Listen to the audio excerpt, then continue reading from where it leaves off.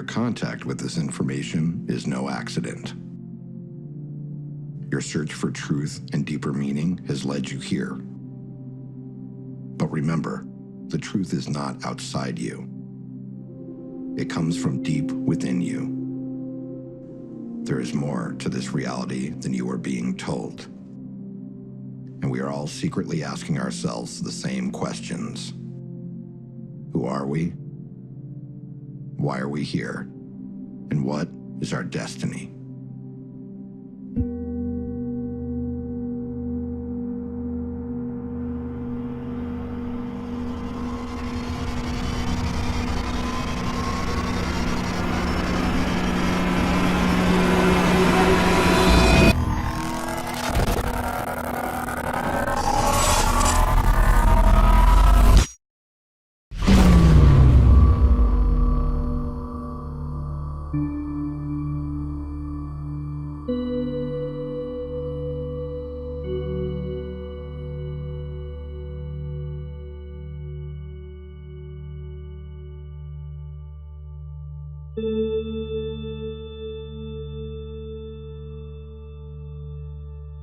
From the earliest stage I can remember, I was having dreams of flying cylinders in my backyard at the house I grew up in. And these cylinders did not have wings, and they would sort of flutter in the air. Interestingly enough, I also had many meetings with an old man who seemed to be connected to these flying cylinders. The old man had gray hair and a gray beard.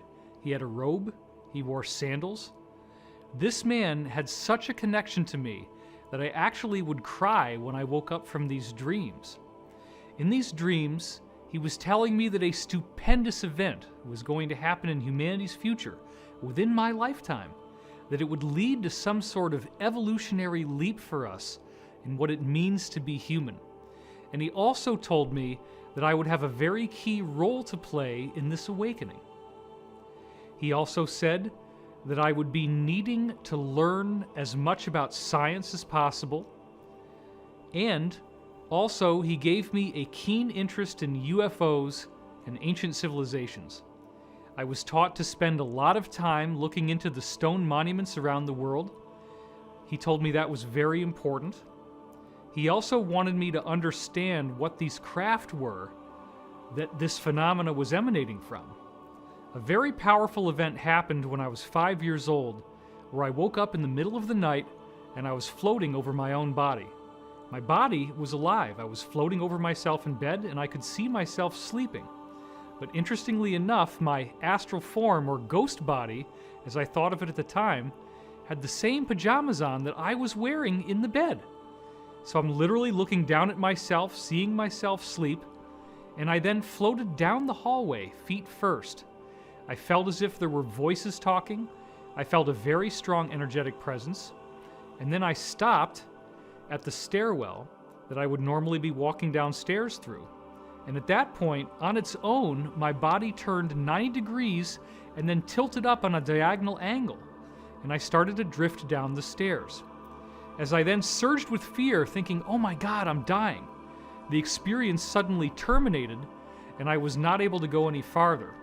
However, I've come to believe that most likely I did have more experience after that moment in the stairwell, but that I was spliced back into my body without the memory being retained consciously. As I grew older, this out-of-body experience compelled me to try to get another chance. So for 2 years after this happened, every night I prayed to get another chance to fly out of my body and meet the old man in person, quote-unquote, instead of in a dream. After 2 years, I broke down and told my mother what happened, and she was progressive enough to tell me that what had happened to me was one of a series of things called extrasensory perception, or ESP. So literally, I'm a 7-year-old kid, and I went underneath the stairwell in the basement of my house, and there was a whole row of paperback books, one of which said ESP in big capital letters. The title was How to Make ESP Work For You by Harold Sherman. I started reading the book. I was in 2nd grade. Most kids were reading Clifford the Big Red Dog. I did not understand many of the words, so I had to use context, but I was able to get through the book. For me, Reading people's minds, knowing what they were thinking, that was commonplace. I was very aware of what people were going to say before it came out of their mouth. I was very attentive to the eyes, the body language, the ambiance, and the nuance of a particular environment I was in. All of these things in my early childhood seemed to be anomalous until you started talking to certain insiders, at which point you realize this fits in with a greater mosaic. And it suggests that, like many others on Earth, I'm not suggesting that I'm unique here, there was extensive extraterrestrial contact that still to this day I have not been able to recover the memories from. Everyone in the UFO community is faced with a seemingly outrageous challenge to try to make sense out of the enormity of material that there is to study. How do you effectively navigate a course through an incredible body of material that encompasses many different ancient civilizations that have megalithic architecture or giant stones? How do you bring in the element of secret societies and the occult ceremonies that are taking place within these societies? What is the relationship between those secret societies and the governance of our modern world at the elite level? Is there a deep state? Is there some sort of supranational cult that is actually controlling the world? And then, how does this knowledge gel with the concept of a spontaneous quantum leap in human evolution that could be coming our way? A good starting point for this esoteric investigation is to rethink everything that we thought we knew about history.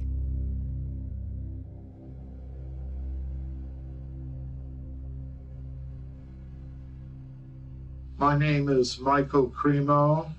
I'm a researcher in human origins and antiquity, and that has led me into other questions related to human origins, evidence that goes beyond the timelines that modern science now accepts.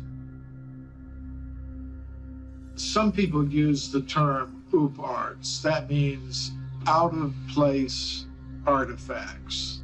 According to what most scientists now believe, humans existed in a very primitive state for many hundreds of thousands of years. Human ancestors like Australopithecus and Homo erectus, Neanderthal, and so on. They think, according to the standard ideas, that the first humans like us came into existence about 200,000 years ago. And they think the first civilized humans began to exist about 10,000 years ago. But if you look at some of these out-of-place artifacts, you can see some really amazing things. Some of them are pretty extreme. We have this very interesting area in Africa, and this area is called Klerksdorp. One of the more extreme examples were the Klerksdorp spheres. They're made of a naturally occurring type of iron ore called hematite. And these spheres, in multiple cases, have a very clear structure of 3 lines that are all parallel to each other, inscribed directly along the equator of the sphere. To me, that opens up the possibility that these metallic objects with these parallel grooves that go around the center of each one were made by someone with human-like intelligence. What's really interesting is they're found in mineral deposits in South Africa that are about 2 billion years old. They are clearly artificial. They are clearly not a natural geological formation. They were carved by someone. This opens up another huge category of information, which is what has been referred to as the ancient builder race. My name is Corey Good. I'm a secret space program whistleblower and a extraterrestrial contactee. Because of my access and clearance in the programs, I was able to learn a lot more than what is generally available about the history of our solar system. So during the time that I had this unprecedented access, I also started to look deeper into the history of our cosmos, and I started to find little bits and pieces about an ancient race that they referred to as the ancient builder race. And they called them that because they knew nothing about them. They had found ancient structures all throughout our solar system and other solar systems that were around 2 billion years old. This is also a distinctly fascinating correlation because for many years I have found connections between what the insiders are telling me about the secret space program and a unique body of material called the Law of One. The Law of One material claims to have been generated by extraterrestrials through a telepathic communication. I lived with the people who generated this for 2 years. Their group is called L&L Research. The source of the Law of One claims that it originated on the planet Venus when it was Earth-like. They are similar to us, as in third density, or third dimensional, if you will. And they said that they date back 2.6 billion years ago. Now that is amazing, because we didn't know about the Klerksdorp spheres back in 1981 when this came through. And yet, the dating they gave in the Law of One for when they were third dimensional like us is exactly the same as the geological dating of the Klerksdorp spheres. And best of all, in the Law of One, they said they had a particular affinity for the pyramid shape, and they built it extensively. Therefore, it does appear that the solution to the mystery of who is the ancient builder race is that this is the group now identifying itself as Ra, the group that gave us the Law of One material, the same group that ultimately contacted Corey Goode, appearing as blue avians, now appearing in 6th density, billions of years later, after they were like us. They are apparently the most evolved extraterrestrial group that has ever been involved with humanity. So one of the few things that we do know about this ancient builder race is that they had created this giant defensive grid around this local stellar neighborhood that we're a part of. 52 local stars clustered together. And they had created these giant Death Star types of ships that were the size of moons and planets that set up a grid around the entire local star cluster that prevented any types of intruders from coming in. And this grid was in place and kept our local stellar neighborhood safe from intruders for billions of years.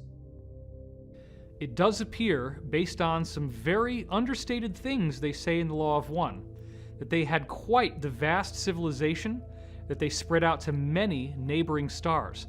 This is the ancient builder race. They colonized all the neighboring stars in our solar system.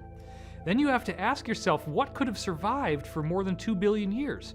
Well, this is very fascinating because throughout our solar system, according to insiders, we have a cosmic junkyard. What is the junkyard? It is a collection of crystalline ruins.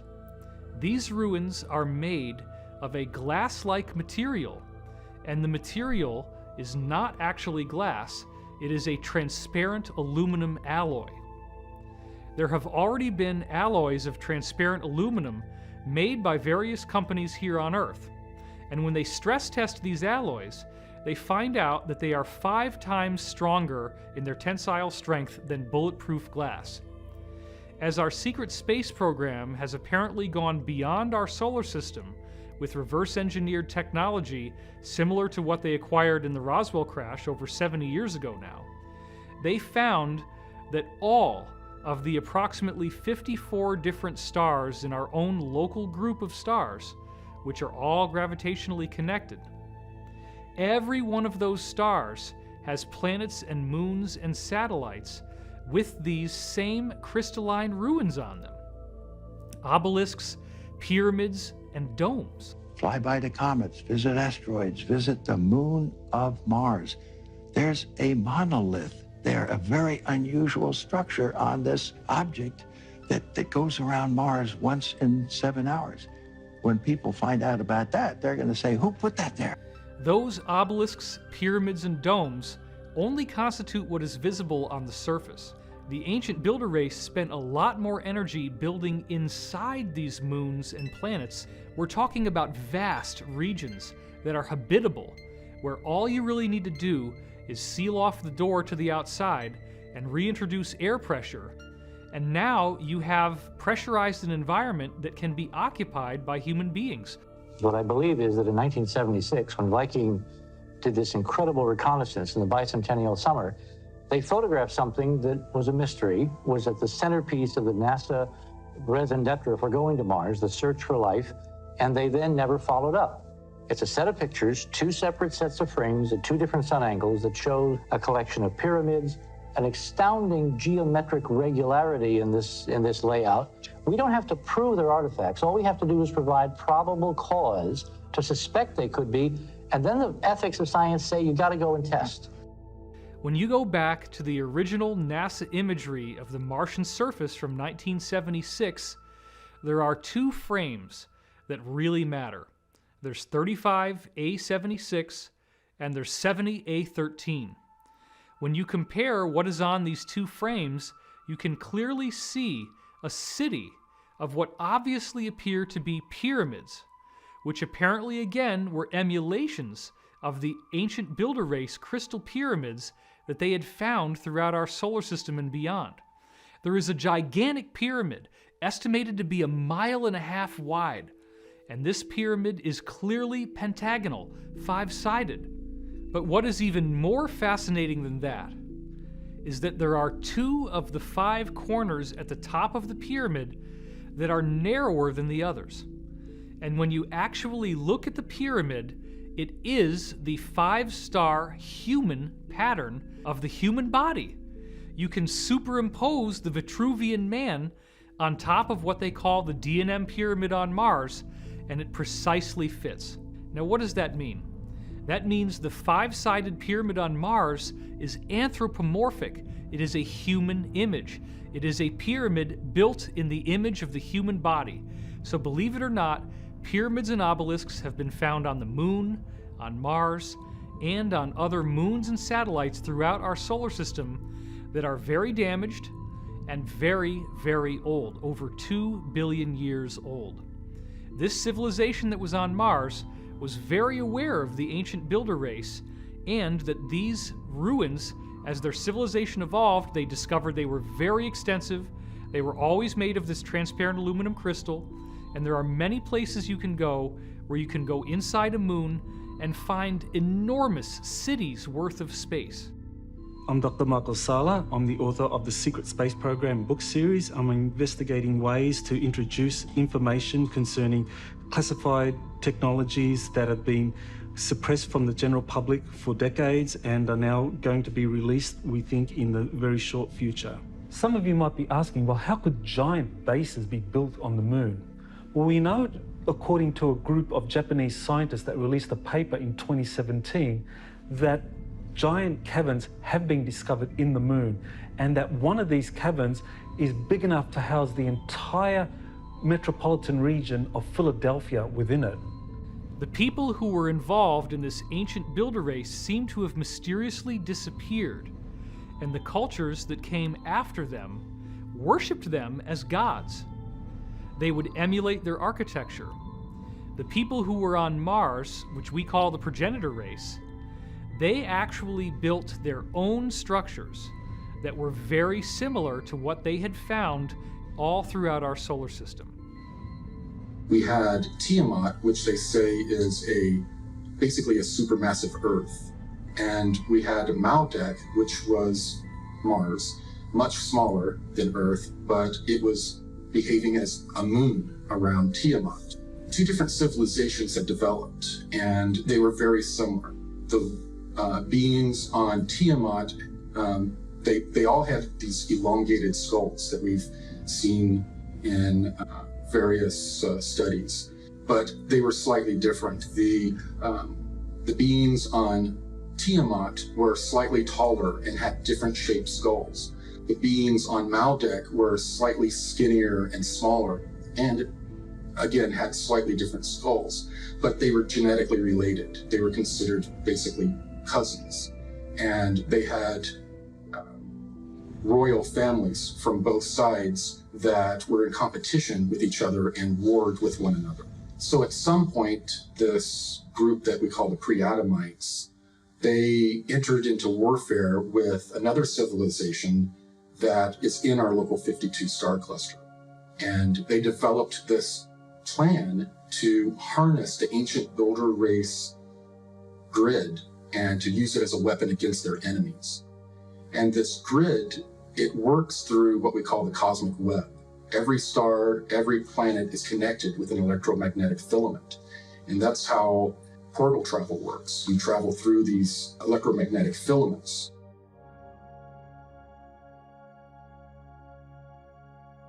And it's been used by some top scientists. So it is an idea which actually had currency in the last century, in the 19th century. And for those who care to go back into history and look at the major scientific journals of that period, you'll notice that articles on the electrical nature of comets and the possible electrical activity on the sun were topics of discussion. Unfortunately, in the early part of the 20th century, all of that was more or less suppressed. Something that, of course, we're brought up to believe, and that is that gravity is the controlling influence in the universe. It's what causes the planets to orbit around the sun and the moon around the Earth, and to cause the tides upon the Earth. All of that is true up to a point, but the thing to remember is that basically there is no understanding of gravity. Einstein's theory doesn't explain gravity. It has matter somehow affecting space in a way which is completely unphysical, in other words, warping empty space. There's no explanation as to how this might happen or what it even means. So we have more equations, but without any real meaning. What I'm suggesting is that we don't have an explanation for gravity, and until we do, we will not understand the limitations of that theory. 2017, on my website, I released 2 DIA reference documents that had never been released before. These documents were given to me by Washington, D.C. Beltway insiders, and they wanted me to release them on a certain date. My name's Jordan Sather. I'm an internet influencer, speaker, and journalist. So the interesting thing about these particular DIA documents, these documents that were written for the ATIP program that the DoD conducted between 2007 and 2012, these DIA documents, we've never actually been able to read them in the public domain. What's really interesting is that at the end of 2017, Corey Goode had actually released 2 of these 38 DIA scientific papers to the public in full. And this has actually shocked many of the people who even wrote these scientific papers.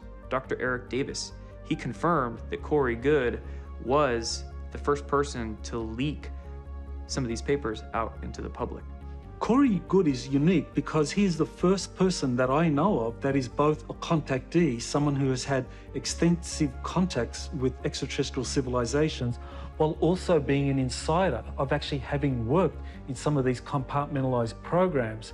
And what's even more significant about him is that he is trusted sufficiently by insiders to be given some of these documents, some of these Defense Intelligence Reference documents, to basically release to the general public to get people up to speed with the possibility of these kinds of advanced technologies existing.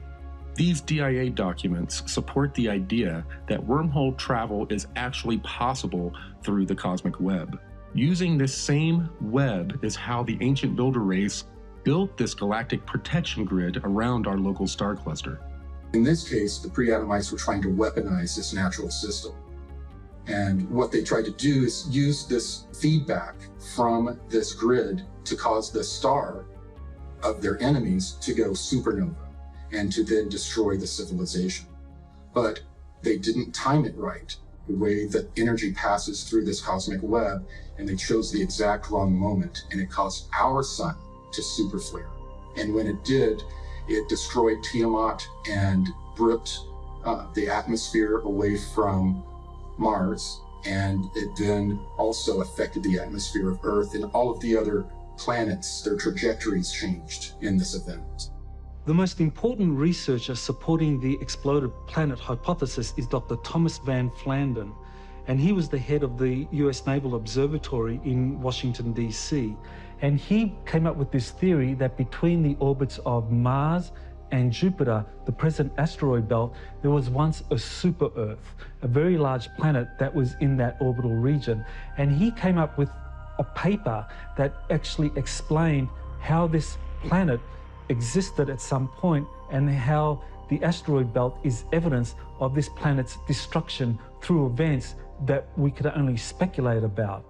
And Dr. Thomas Van Flandern supported this exploded planet hypothesis by studying the geology of Mars. And what he found was that half of Mars was basically 20 miles thicker than the other half. And that was evidence of it facing this exploding planet and receiving all the debris, and that this was also an explanation for why the atmosphere of Mars was suddenly evaporated hundreds of thousands of years ago.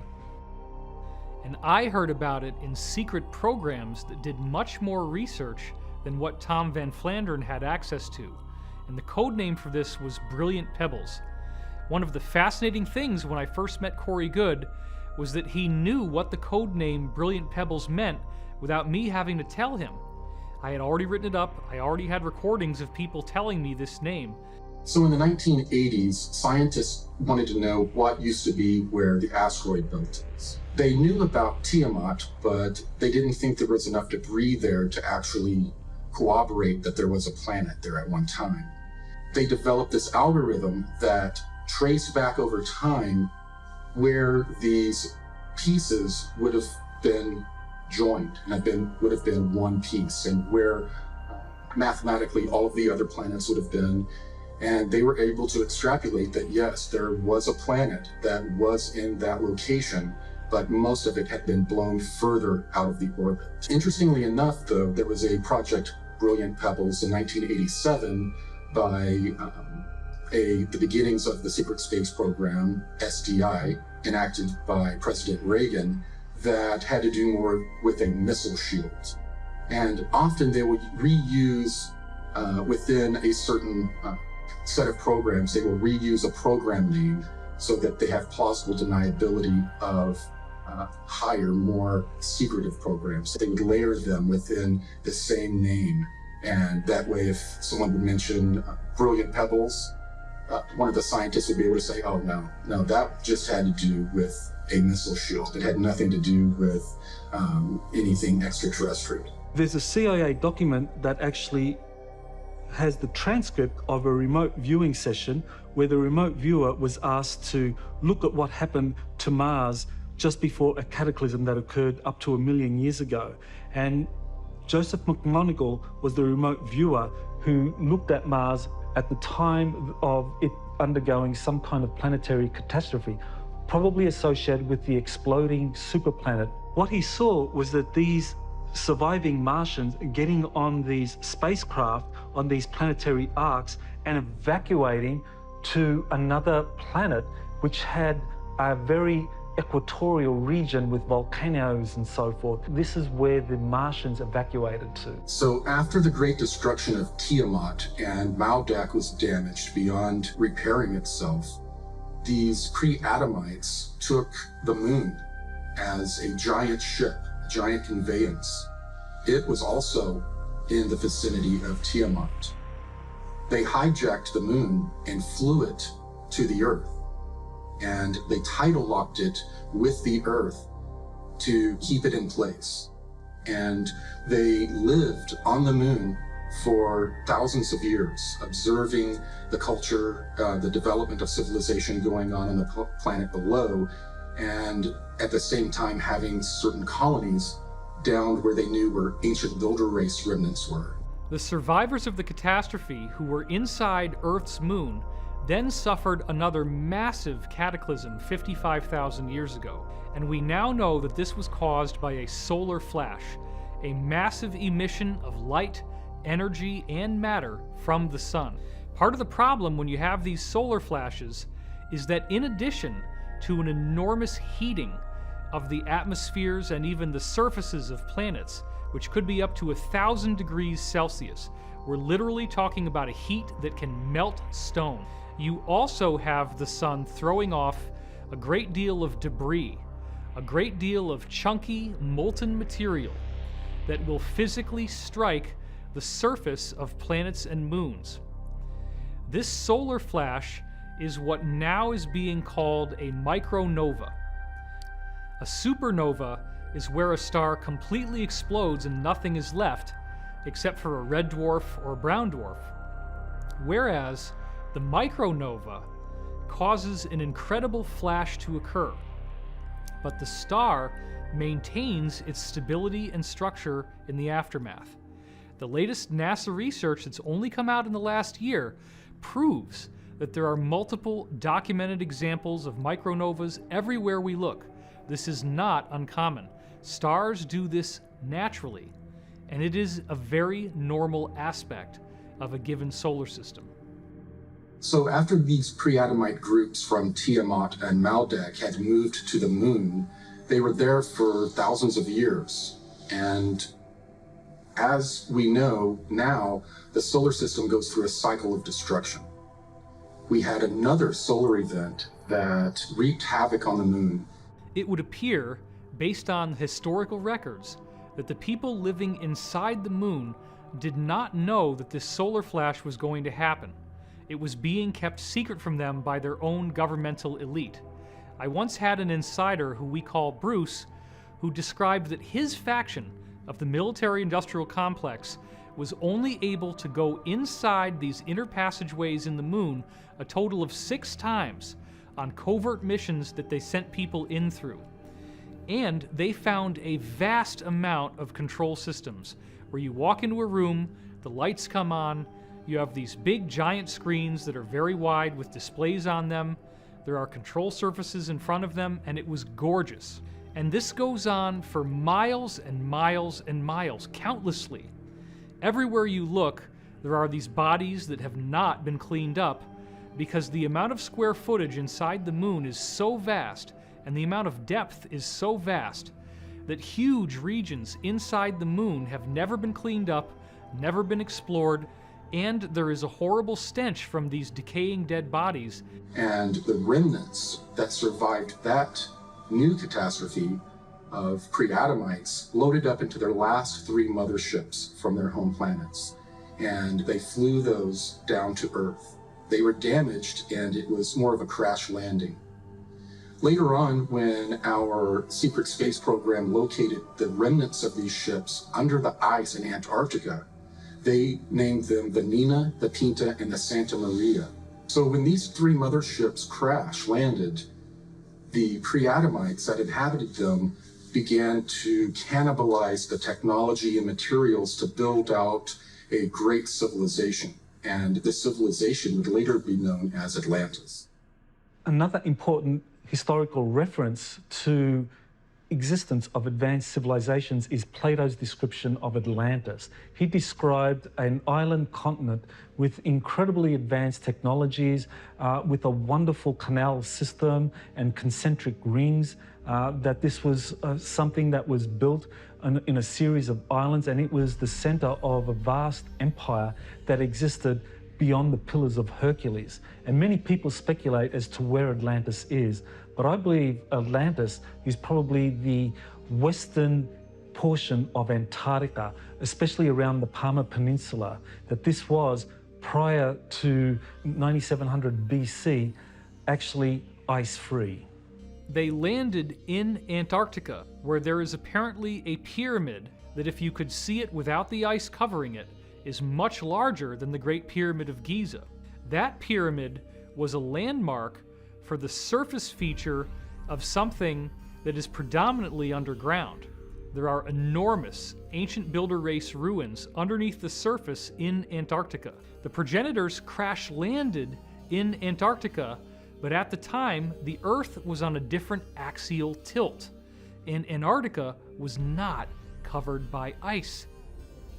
In the 15th century, the Perry-Reese map was produced, and what it shows is the coastline of North and South America, Africa, as well as what appears to be Antarctica, the Palmer Peninsula, as well as part of New Schwabenland. Now, this was well before Antarctica was discovered. When we explore the idea of Antarctica being ice-free, we have to look at the evidence of pole shifts. And the person who's most associated with theories of pole shifts is Charles Hapgood, who wrote a book called The Earth's Shifting Crust.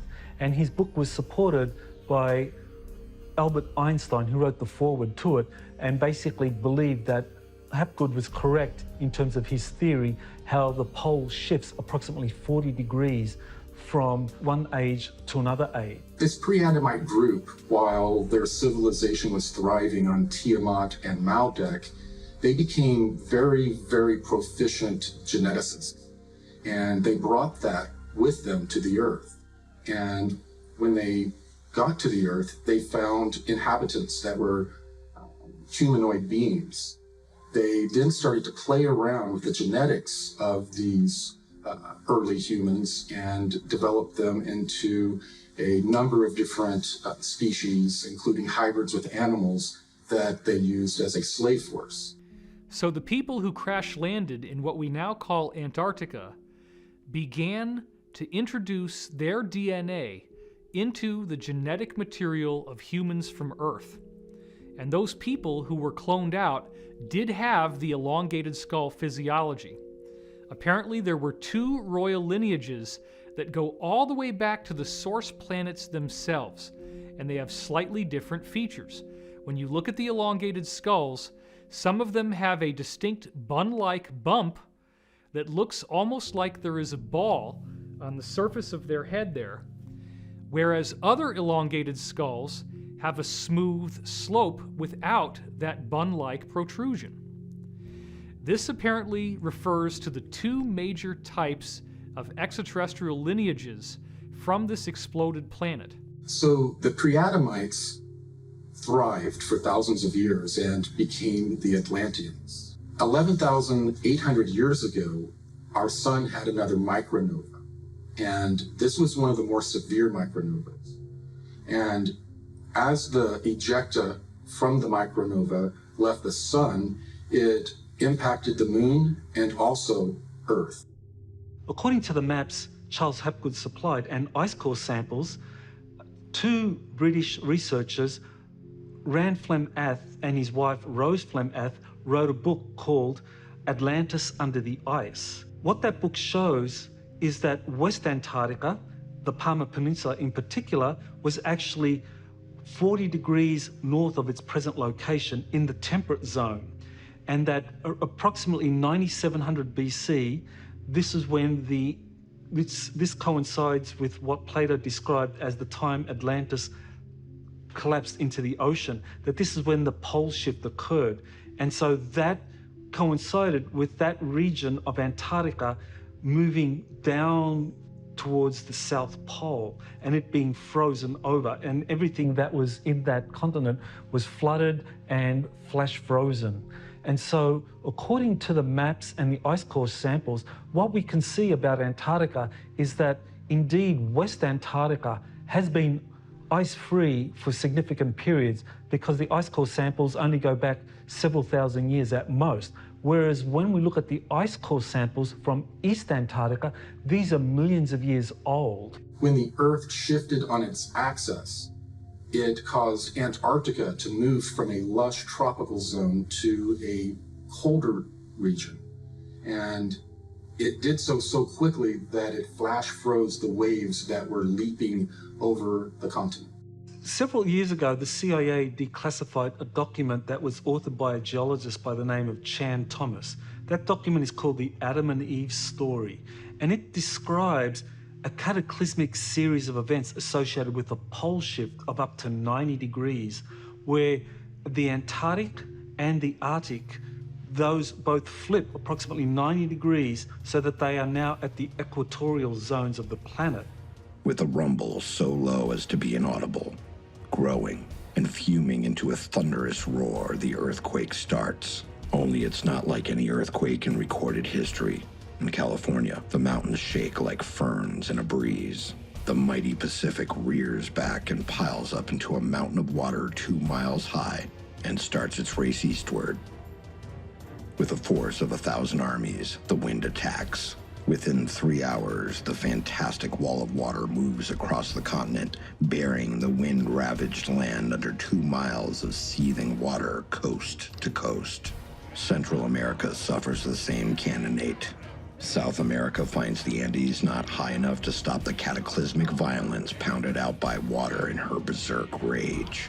In less than a day, Ecuador, Peru, Western Brazil are shaken madly by the devastating earthquake, burned by Mother Earth fire, buried under cubic miles of torrential Pacific seas, and then turned into a frozen hell. Everything freezes. Man, beast, plant, and mud are all rock hard in less than 4 hours.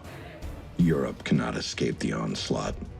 Western Africa and the sands of the Sahara vanish in nature's wrath. The area bounded by the Congo, South Africa, and Kenya suffers only severe earthquakes and wind. Survivors there marvel at the sun standing still in the sky for nearly half a day. As the Arctic basin leaves its polar home, eastern Siberia, Manchuria, China, and Burma are subjected to the same annihilation as South America. Wind, earth fire, inundation, and freezing. The Bay of Bengal Basin, just east of India, is now at the North Pole. The Pacific Ocean, just west of Peru, is at the South Pole. Australia is the new unexplored continent in the world's temperate zone, with only a few handfuls of survivors populating its vastness. The cataclysm has done its work well and drives the pitiful few who survive into a new Stone Age.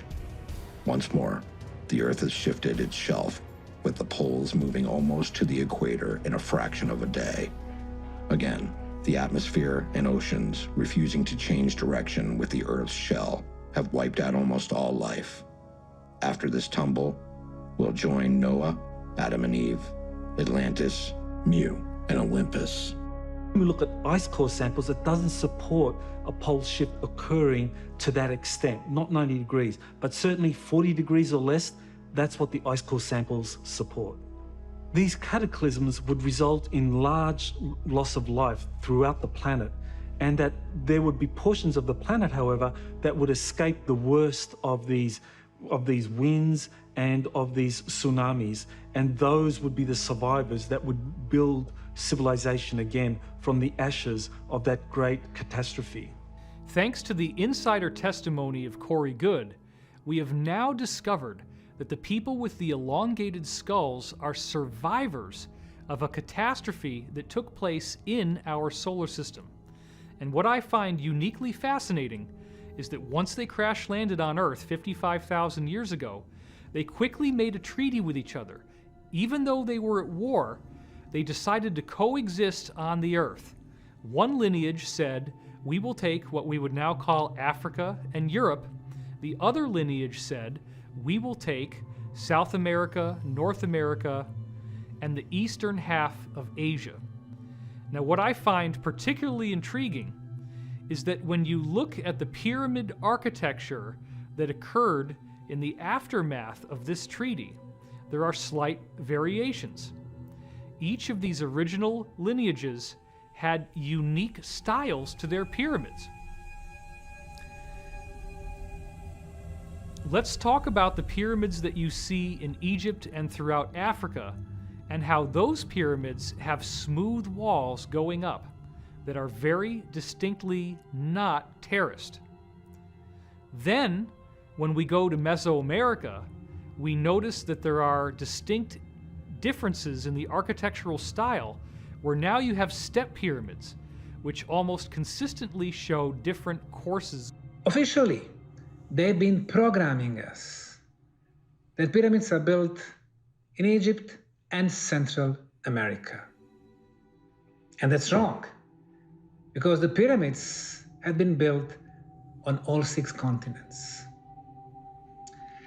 Probably at this moment in time, there is no living soul who have visited and investigated more pyramids than myself.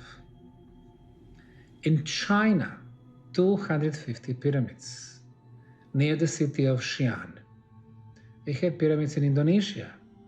Our friend, Dr. Danny Hillman, discovered pyramid in western part of the island of Java. It is known under the name Gunung Padang, the Hill of Light. Cambodia, Southeastern Asia, the Koh Ker in the northeastern part of the country, a beautiful pyramid. Australia, 2 hours drive from Brisbane to the north, Gympie Pyramid. In Africa, 155 pyramids. The island of Mauritius, 4,000 kilometers away from the African continent, in the middle of the Indian Ocean, 7 beautiful stepped pyramids. More than 300 pyramids in Peru. And then Tucumã pyramids in the northern part, more than 200 of them. The biggest one, of course, Huaca del Sol, the Pyramid of the Sun, near the town of Trujillo. There are probably well over 100,000 pyramids, maybe up to 500,000. But more than 97% are still hidden in the jungles and forests. At Angkor Wat in Cambodia, we have a very unique outlay of different pyramidal type sites. And, according to the work of Graham Hancock, those different architectural sites, although they appear to be randomly positioned, actually align with the constellation known as Draco. And what's best of all is that there is a drift in the Earth's axis called the precession of the equinoxes. And the alignment of where this series of pyramids in the Angkor Wat area of Cambodia line up with the position of the Draco constellation, this only works if you go back 12,500 years ago. And this is precisely the same as the alignment that everyone is familiar with the pyramids of Giza and the stars in the belt of the constellation of Orion. Another thing that is very fascinating about Angkor Wat is that when you look at some of the temples within this area, and there is one, for example, called Bakse Chamkrong, oh my God, it looks exactly like the step pyramids in Mesoamerica. As you look at this overlay, notice the perfection of how these two different pyramids fit together. This is not a different society. This is a unified culture. But wait a minute. We've got Mesoamerica and we've got Cambodia. They're separated by the vastness of the Pacific Ocean, and yet they're using exactly the same architecture. The elongated skull physiology has been found all over the planet. We see it in Boskop, South Africa. We see the same type of remains being dug up in a dig in Siberia in a town called Omsk. We also saw reports that the Mongolians, or the Huns, as they conquered going west, had these strange elongated skull features as well. We see these skulls in the tombs of the elite in Europe. And then, interestingly enough, you have a different strain that we find in the Americas, both north and south. I find it very fascinating that this evidence is hidden out in the open. We see these elongated skulls all over the world, but we don't ask the deeper questions. This becomes a very important question of how the modern-day Illuminati, deep state, or cabal actually do believe that they are the remnant of these people with the elongated skulls. The deep state consists of the Rothschilds, the British royal family, the Vatican, and the Chabad cult, which many Jews do not consider to be Jewish. They consider it to be a Khazarian criminal organization. The secret societies are higher than the countries in terms of the loyalties of their membership. Whether it began with stellar civilizations, I've met someone who purports to be from a stellar civilization, and I've been informed they don't like the term extraterrestrial. They prefer stellar civilization. Be that as it may, whether you believe in extraterrestrial stuff or not, it's clear that here on Earth there's a 1%, there's a 99%. And in 2012, the forces of good started to win. And the Mayans and others had predicted this. And I think the way I explain it to myself is that the collective meditation and prayer that was being done ended up bringing in the positive stellar civilizations, and now the negative stellar civilizations are on the run, and the elites are on the run. Now, the good news is I think human beings are an experiment in free will. And I believe that if we can resurrect our individual sovereignty, there is no power in the galaxy that can stand up to us.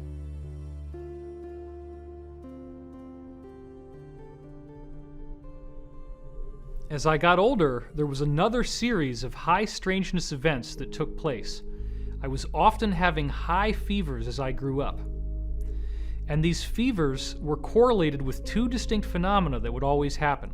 The first thing is that I would have a very strong sense of pressure in my ears, and I would start yelling to try to get over the sound. The other thing that would happen is I would get geometry in these hallucinations during the fevers. I would feel as if the world around me had been turned into geometry. I would see strange geometric patterns like mandalas superimposed over everything. This was not at all enjoyable. It was very unpleasant. I would be screaming, and my mother would have to calm me down. As I got older, I discovered that those fevers were most likely an extraterrestrial phenomena in nature, that there was something going on. The way these extraterrestrials on the benevolent side change our DNA is through a virus. Now remember, what does a virus do? It defeats the cell wall and injects its own DNA into your cell. You can take a cell that defines who you are with its DNA and inject new code into it with a virus. I remember having dreams where I was seeing benevolent, ordinary, human-looking people like the old man in robes coming into my space, landing in this roughly bus-shaped craft in my yard, bringing me on board, and actually giving me these injections of these viruses so that my DNA could be modified and upgraded. I would wake up in the middle of the night. I would be on some sort of program that I didn't consciously have any objection to, where I felt like it was time to go to school. I would walk out the side door like it was time to go to school, but I would notice that everything was black, and I'd say, what the heck is going on? I'd turn around and go back into the house. Now, this appears again to be in the high strangeness category, but it seems that at that moment where I'm standing there with my backpack looking at the darkness of the night, that I'm being spliced back in, and I would lose the memory from the time that I was standing there to the time that I would return to the exact same location.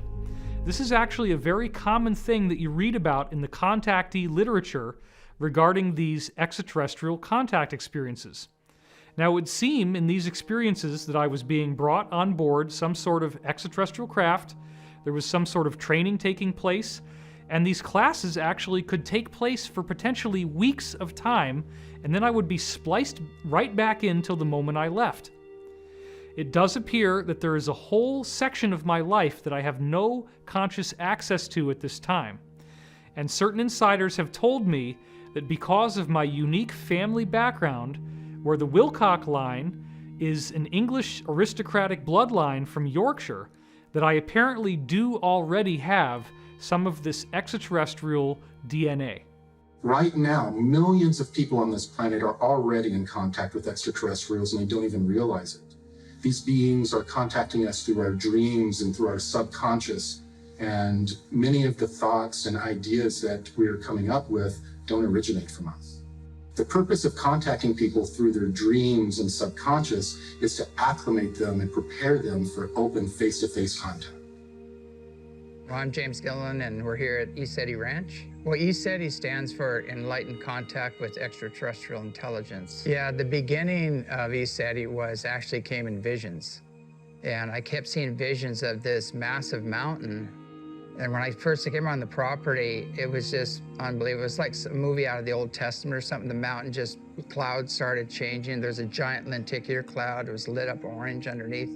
I got such a download, I was getting tears. I was just standing there looking at the mountain crying, and I go, this is it. This is the vision. I was focused on creating a healing center, like a retreat center, and I wanted to just make it totally eclectic. I didn't want to to pigeonhole it or keep it with any one group. And about probably halfway through of building this center, they started showing up. The ships started showing up. It's got a double. It's weird. Dave, whoa, whoa, thank you. That is unbelievably bright. Whoa, look at that, look at that. Woohoo, whoa. And the first encounter was an all-day meditation. I was meditating, and I had a beautiful transmission coming to me about the earth and humanity and our ancient history, who we are and how we've gotten to where we are and what needs to happen to heal, you know, to clean up the planet and the consciousness here. And so I asked them, where are you coming from? And they said, actually, we're on a ship.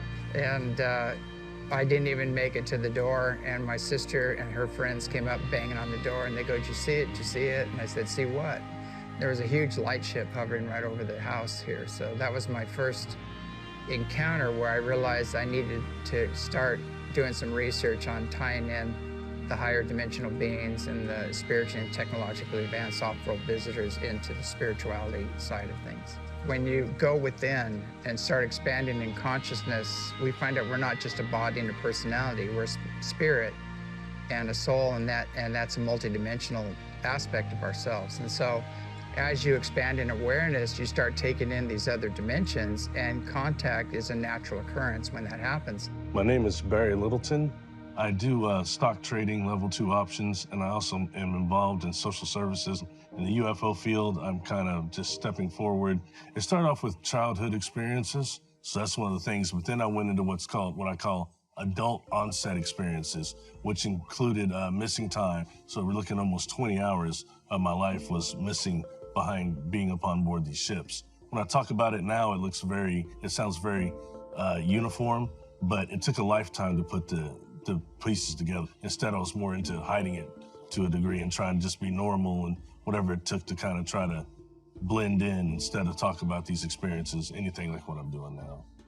I always heard it as termed as demonic and dealing with demons, and that labels somebody as demons and crazy and puts the most negative connotation on it possible. So that's one problem I think there is there, and that's a real way to block people from talking about this and ever coming forward. These beings, they never would give me any revelations about the future, but they only gave me information concerning the earth and always the technologies, and there was a lot of love energy that came off them. Enough to where being in the presence of a non-human, it would somewhat chill you out, because it's not just a normal thing, and there's a great risk of panic there, but the type of vibration coming off them, coming off their biofields, was very calming. It started off with a being that was insectoid, and when he would come and interact with me in my daily life, he was doing something with the optic nerves, I'm sure of that, to make him appear even more human. But when I saw him on board craft, he was definitely insectoid and ancient. Smaller, okay? That'd be the first being that stepped forward to me. There was another one step forward that was Mana, but it looks like Earth's brain coral is the way this being's head looked, okay? And taller, but very peaceful and also very scientific to a degree. I've also seen small blue beings that claim to be from Andromeda, maybe about 2.5 feet tall, I would say. And those are some. And then there's the other portion that I had a hard time dealing with, because there's no frame of reference for this, is that beings that are on board these crafts that are non-corporeal, non-physical, they have different containers for their consciousness, like plasma or light configurations. The inside of the crafts themselves that I've seen look like type of a fungus, a type of a hard mushroom that's slightly different. So that told me that these craft are actually organic. If we're gonna become a type 1 civilization, we need to start just not incorporating the spiritual, but also the organic components into our space travel, definitely. I believe what is happening on the planet right now is a shift in consciousness. And meaning not, I've heard it called other things such as ascension, we're gonna go to another dimension. I've heard all these things, but I think in reality, it's a shift of consciousness. Because at least in my opinion, 85 to 90% of our population has had extreme contact, but they can't remember it. They're unaware of it due to the fact our perception is so molded. Internet has helped with starting communication amongst what I call melanin-dominant contactees, experiencers.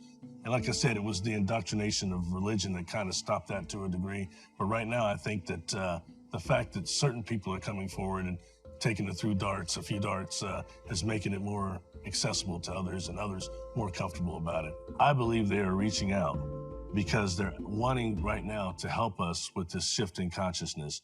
And what has been shown to me is humanity does have a type of free will, but we're not going to be allowed to destroy the earth anymore. Yeah, my name is Robert Salas. I'm had experience in the 60s at Malmstrom Air Force Base as a missile launch officer.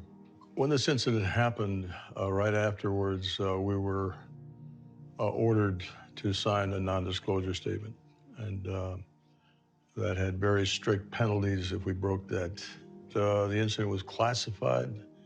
However, since it had been a long period of time, they were going to declassify what I'll call the Echo flight shutdown of 10 missiles. The Echo flight incident happened March 16th, 1967. Ours happened 8 days later, March 24th, 67.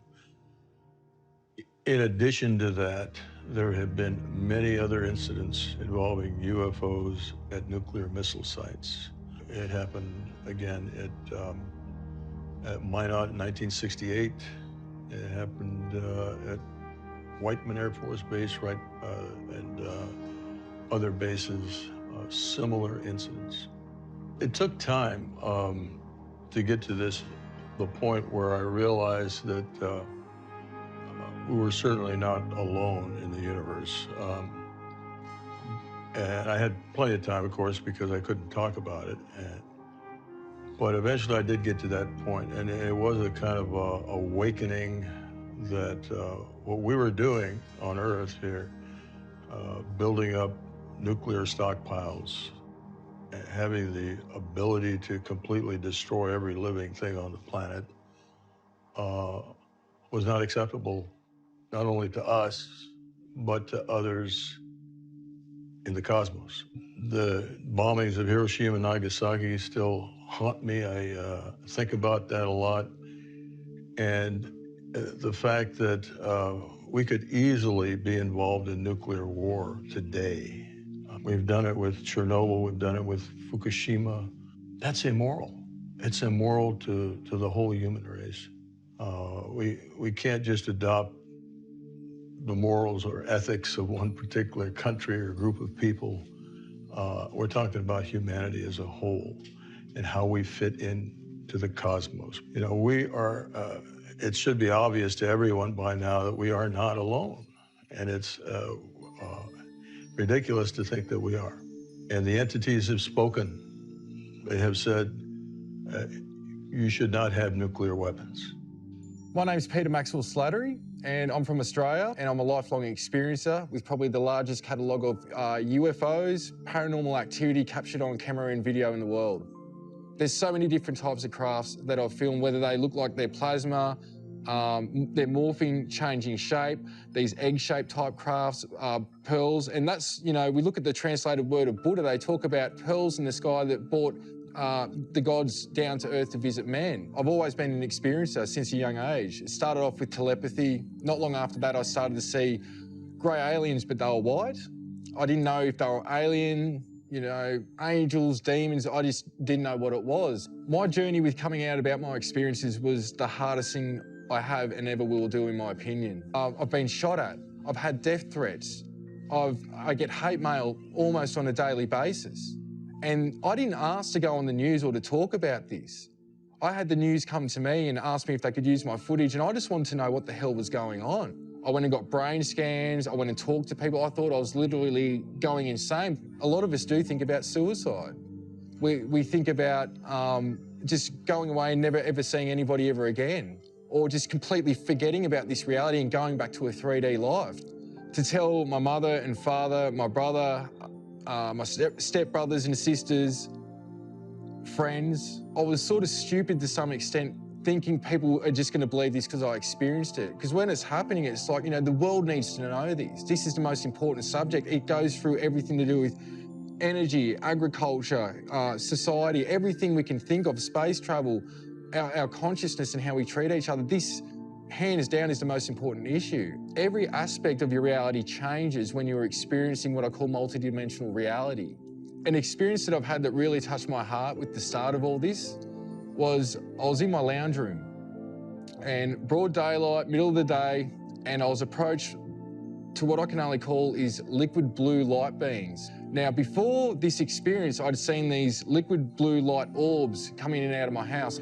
I didn't know what it was, but one day they appeared as 7-foot tall light beings. They were all male, they were all female, and the information exchange from that experience, it didn't last too long, but there was like, it's almost like somebody stuck a USB stick in your consciousness and all this data, imagery, information of a wide range of scope on different aspects of not just humanity, but who we are, where we come from. All this data just came flooding in. But the information from this being was relating to who I am, that I need to wake up and remember who I really am. It comes down to something that I call Operation Starseed. And why I say starseeds, not just are we from the stars, we are from Source, an overall collective. They showed me the makeup of this reality. I've shown other universes, and each universe we could call Source or God, and it had its own planes and dimensions that created another super intelligence.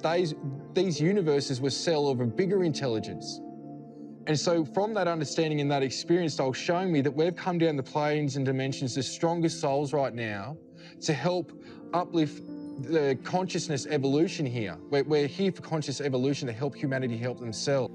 So what we have on Earth is a wide variety of different extraterrestrial races who cherry-picked DNA from all over the galaxy. Let's look at this particular population. Let's look at this particular population. They're all fundamentally human, or humanoid at least, because that's a constant throughout the galaxy. But this particular human race has a spiritual sense. This particular race has telekinesis. This particular race has telepathy, or has some sort of unique resiliency. And can we chop that out and then make our own designer humans who have the best of everything we can find all throughout the galaxy? Over 60 of these genetic farmer race groups came together and formed a super federation. And this super federation was formed to help them manage this great experiment that was made up of 22 different genetic experiments on human beings on this planet. Some of the examples of how they would make these genetic changes is that they would use viruses as delivery systems. They would make changes to certain genetic markers or genome in this virus and use the virus as a delivery system. And not only did the virus deliver the genetic changes to the civilizations they were working on, but they also were used to cull off the weaker genetics and allow the experiment to thrive. These genetic programs were developed to boost or enhance the natural evolution or ascension of the beings on the planet. And what they would do is they would take a genetic approach where they would tinker with our genetics. And instead of allowing eons of time for genetic changes to occur, they would cause them almost instantaneously. So on our planet, we have all of these different genetic experiments that are in some cases competing with each other. To prevent these experiments from mixing with each other or wiping each other out, they began to develop social norms and different ways for these cultures to self-police and protect their own genetic experiment from being interfered with. So as they're helping us evolve genetically, they're also helping us evolve on a consciousness level. They bring us various belief systems, religions. They instill social norms in us that help us self-police ourselves and manicure our consciousness along with our genetics to develop them in tandem. Even today, these experiments are compartmentalized through religion, language, geographic location, and culture. And there's also a cosmic component. The goal is that eventually the civilization that they're experimenting on and working on become self-guiding. They get to a point to where they control their own genetics and their own consciousness development, as well as join this super federation in going out to other planets and assisting those civilizations in the same process. Now that we've developed to a point of traveling the cosmos ourselves, we've gotten to a point to where we're self-managing ourselves, and this super federation is being disbanded, and we're taking over our own genetic and spiritual development. As a result of all of this, the infrastructure that has been built out secretly in our solar system will now be handed over to the rest of humanity. Another very important point to note here is that the DNA changes that the genetic farmers put into us are at this point still predominantly dormant. They are, if you will, locked up in the 95+% of our DNA that appears to not normally be used, which our scientists call junk DNA. We only use about 5 to 10% of our DNA for building our body. They call these coding DNA sequences, meaning that they code proteins to make our physical body with. 90 to 95% of our DNA is non-coding DNA. In other words, mainstream science has no idea what this DNA really does. They call it, quote, junk DNA. Why would any sort of intelligent designer put junk in our body? Put something in our body that's useless? That wouldn't happen. In fact, what I believe is that this 90 to 95% of junk DNA is actually used metaphysically. It's used for our consciousness in ways that we just don't really understand yet. My name is John D'Souza. I was an FBI special agent for 25 years.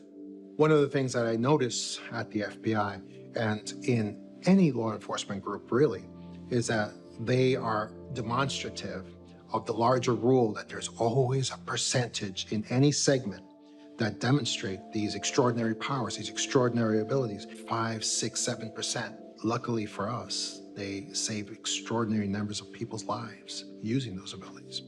I think what sets these people, this segment of the population, what sets them apart from everyone else is that they have some kind of marker that designates them as having parts of their DNA activated that the majority of the population doesn't have.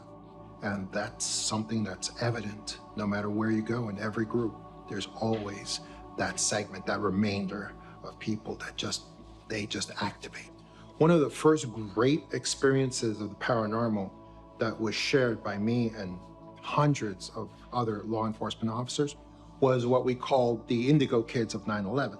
This was groups of little kids as young as 5, 6, 7 years old, all over the United States, that in the weeks and just days before the 9/11 terrorist attacks, they had cognitive experiences of what was going to happen. And they displayed those experiences the way the little kids would. At school, sometimes they did it with drawings, with finger paints, with arts and crafts, representing burning buildings where people were jumping out of the buildings. And people, no one really paid that much attention to it until 9/11 happened.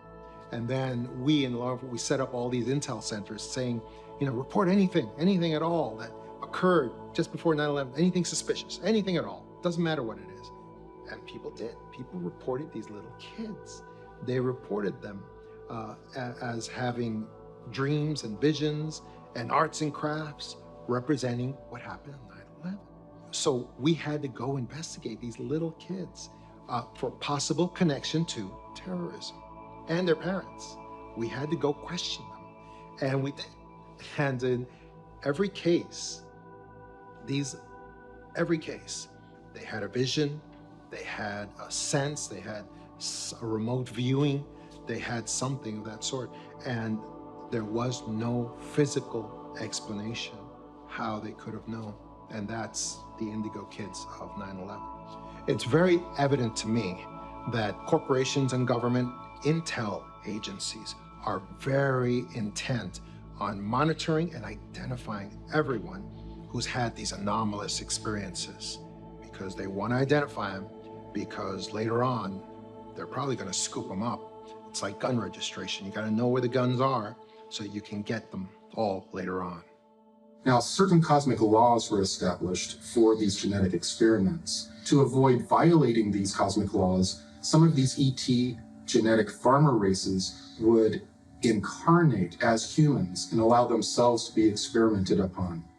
These genetic farmer races would also incarnate here for raising our consciousness. We have various people like Tesla and Einstein who are most likely starseeds or incarnates of these extraterrestrials. These people brought philosophies and scientific principles that radically changed our civilization. One of my favorite quotes from Nikola Tesla is that he said the gift of mental power comes from God, the divine being, and if we concentrate our minds on that truth, we become in tune with this great power. So I think what Tesla was trying to tell us is that there is this sort of divine intelligence out there that every single one of us has access to if we choose to access it, if we do what's necessary, if we open our minds up to access or to tap into that greater intelligence. According to the different contactees that I've interviewed, basically what we're witnessing at the very moment is a temporal war between different extraterrestrial groups. There's a positive extraterrestrial group, predominantly human-looking, that basically want us to develop our civilization along the path of an ethical, responsible civilization where we basically become part of a galactic community. There's another extraterrestrial group that are aggressive and they want the Earth to be basically develop along the lines of a tyrannical civilization. In a way, these 22 experiments were similar to competing term papers. Each of these races were trying to make their experiment the one that came out on top. So they would often sabotage each other's experiments. And one of the ways they did this was to manipulate time.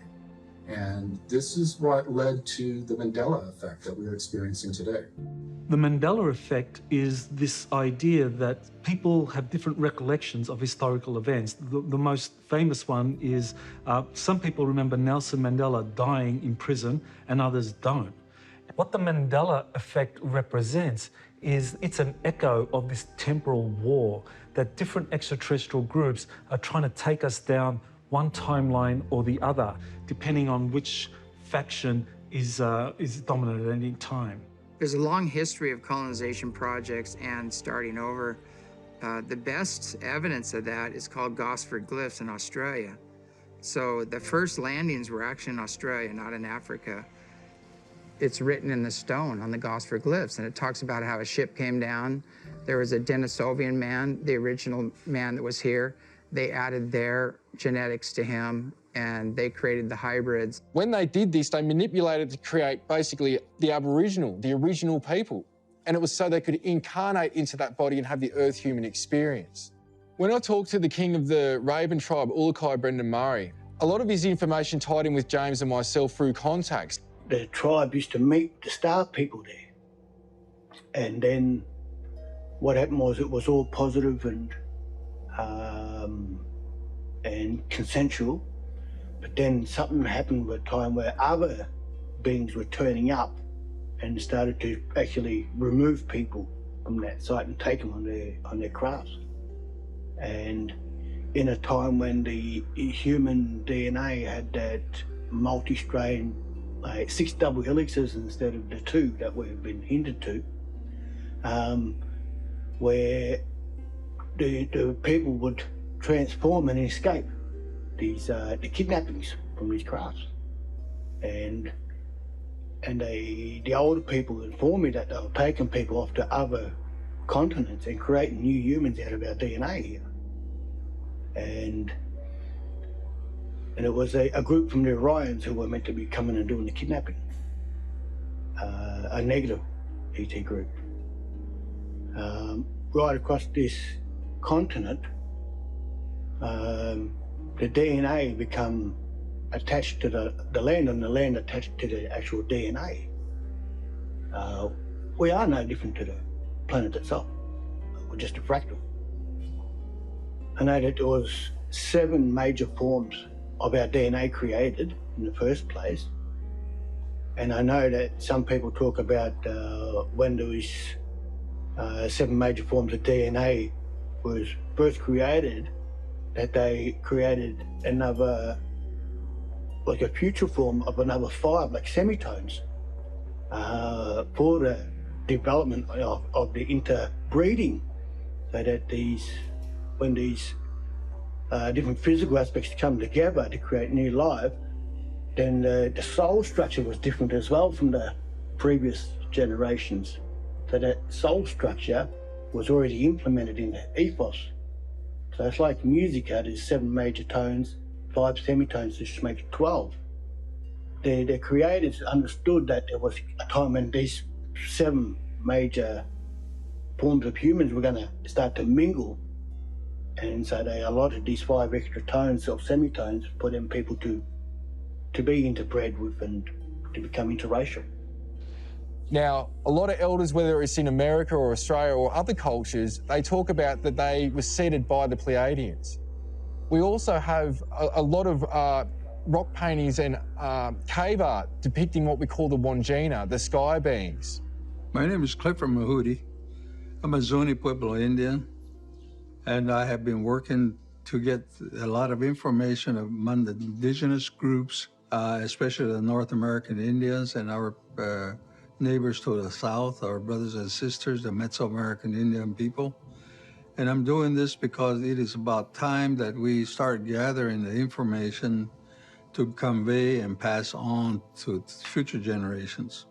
The origins of those protocols were provided by what, again, we call the star people, or are the spiritual people from different realms, primarily from what we call the sky people, and also the deities that they brought in from other parts of the cosmos. They were put in place so that they have one way of worship. If you look at it in terms of the origin of what we are going, we started out is that technology and spirituality were in connected, real tight in the beginning, and throughout the ages they separated technology away from the spirituality, and then it becomes a hard science. And somewhere in that path, man invented religion. Religion was primarily for 3 basic reasons. First of all, it was fear, and of course the other one was control, and the third one was greed. And so it worked against spirituality. The indigenous community had technology that was performed through the conscious methodology. For example, there was remote viewing. I'm John Vivanco, and I've been in remote viewing for over 20 years. I was working in a civilian think tank. We were civilian operation, yet we were utilized by some of those in government. And usually the stuff in government was bizarre things. It was never normal type stuff. There's one case that we've really dug into, and that's the case of J.C. Brown. He claims that he came across a cave that went, 11, 14 miles underground. And he came across what he called the village, eventually he called the village, which was these cutout rooms. In these rooms, he found giant mummies that were up to 12 feet tall. We decided to take this case, see if we can find out first if it's real. What's going on here?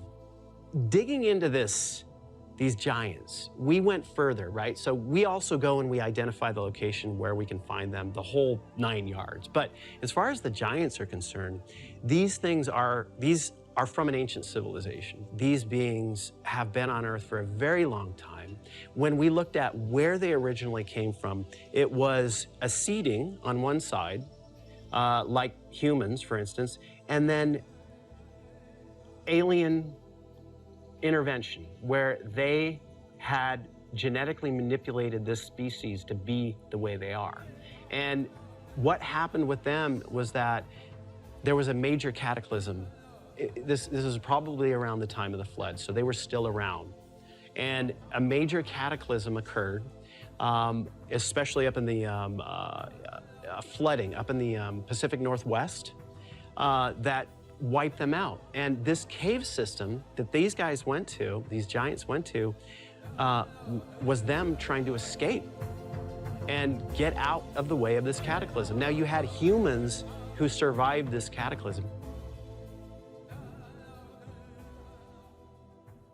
Whenever the Earth would have a catastrophic episode, these genetic farmer races would take the civilizations they were experimenting on underground to protect their experiments. You've got petroglyphs up in the Lava Beds National Monument in Northern California who they're describing the cataclysm. They're describing something that happened with the sun that destroyed a huge part of the Earth. And so these giants were wiped out in part by that and in part by, well, Native Americans. I mean, they hunted them down and they killed them. And I don't know how intelligent the giants were. We don't get them as being extremely intelligent. We get Native Americans, Native Indians, humans, this new version of humans as being extremely intelligent compared to them and able to just eradicate them because these giants would end up eating them. They would capture them and eat them.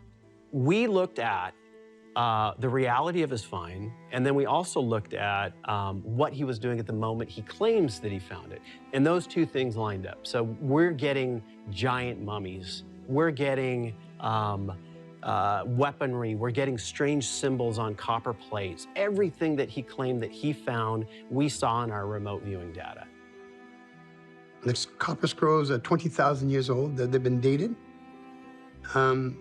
And it took me 42 years to decipher not even 15% of it, maybe less than that. Why are they hard to decipher? Because they're in a different language. They're in a vibrational language that you read it with a wet finger, and you're taught that chant, and you chant it over and over and over until that almost like Braille. When you go over it, you feel a slight tingle on your fingers. And you keep translating that in a picture forms in your, it's not even your mind, outside of your mind. So when I run my hands over, there's a probably 4,000 to 5,000 flips, I would call them. They're triangles, and they have different symbolism on it. So you touch the symbolism, it brings you into a library. And the Copper Scrolls gives us instructions on technology, history, timelines, inverted timelines, different math to calculate those timelines. They explain about different physics, about 140 different ways of doing math. The Copper Scrolls, we don't think they're from here. The Copper Scrolls has been mentioned through the Bible, through a lot of the ancient texts. The Mormons have part of the Copper Scrolls. The Catholic faith has it. The government has some of it. And there's other organizations that have parts of it. And there's still some of the Copper Scrolls that's still buried that we know where they are. The Copper Scrolls gives us very specific instructions how to make a spiritual machine so you can actually hear spirit. And you can talk to spirit, and the spirit will talk back with nothing, just the human people. No machinery, nothing else, no cell phones, no prayers, no dancing, no channeling. Is with community. That's what I'm doing here. Some of our native indigenous civilizations that mysteriously disappeared, such as the Olmec, were actually extraterrestrial civilizations. So over eons of time, when in other star systems they went through similar catastrophic cycles, these genetic farmer races had brought them as refugees to our planet, and they would live on our planet for up to thousands of years while their system repaired. And then afterwards, they were removed and returned to their own star systems. So it turns out the Earth is a cosmic refugee camp.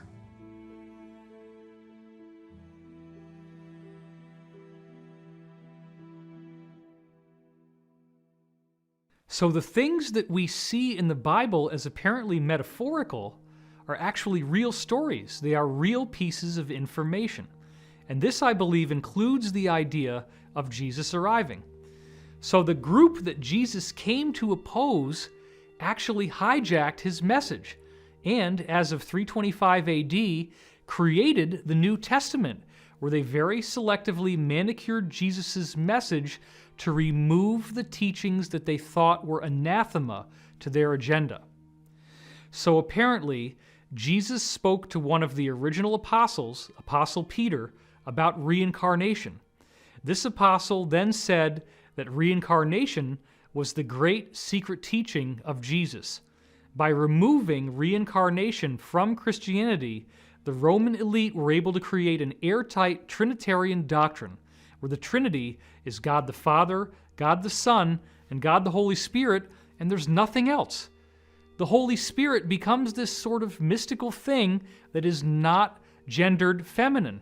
You have the Father, which is masculine, the Son, which is masculine, and the Holy Spirit, which does not have a gender. Therefore, the role of the feminine is removed from the Trinity, and this is an important point. The suppression of the feminine by the patriarchy to hold down the feminine aspect of human spirituality, and the feminine perspective that would include itself in governance, in law, in education, in all different aspects of society. One of the huge parts of awakening is, really understanding, feminine energy. And I think, really what's being rebalanced or coming to light for people is the end of patriarchy and the understanding of things like sacred union. But when women are holding sort of this historic resentment towards men, it's still not reaching a place that we need to reach. I think, with each other, to have unity consciousness, because it has nothing to do with men. It has nothing to do with women. It has to do with the programming. It has to do with something that's impacted both sexes. I mean, if you think about it, men have gone off and they've gotten their limbs blown off in war. Women have been exiled, and there's been a lack of, justice or lack of empowerment. So this is how we heal our DNA. So junk DNA is actually scrambled fire codes that hold masculine and feminine energies in balance. That's how it upgrades, and it connects to the earth grids too. So the rebalancing, has to do with recognizing that the junk is actually a treasure.